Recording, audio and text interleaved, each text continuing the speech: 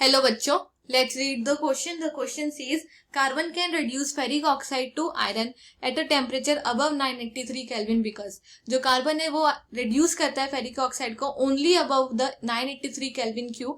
So we can have a reaction. So reaction होगी iron oxide react होगा carbon के साथ to give us carbon to give us iron and carbon dioxide. Balance कर सकते हैं हम इसे. यहाँ पे 2 ऐड होगा, so it will be 4, here 3. So यहाँ पे भी 3. So this is our balanced reaction and it occurs only above the 983 Kelvin temperature. So 983 Kelvin temperature के ऊपर ही क्यों हो रही है? Reason because जो free energy change है for the formation of carbon dioxide, free energy change for formation of carbon dioxide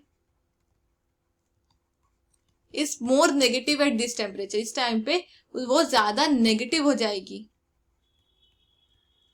then Fe2O3 delta G will be more negative.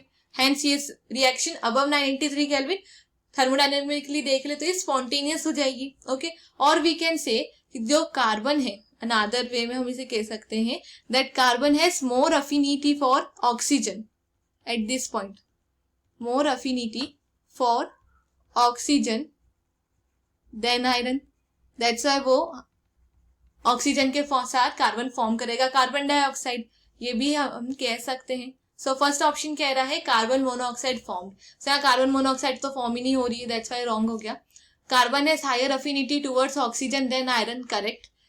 Free energy change for the formation of carbon die is less negative than that of ferric oxide, wrong हो गया because इस time पे जो हमारी reaction है वो spontaneous हो रही है, दैट्स वाई यहाँ पे ये ज्यादा नेगेटिव होगा free energy change for formation.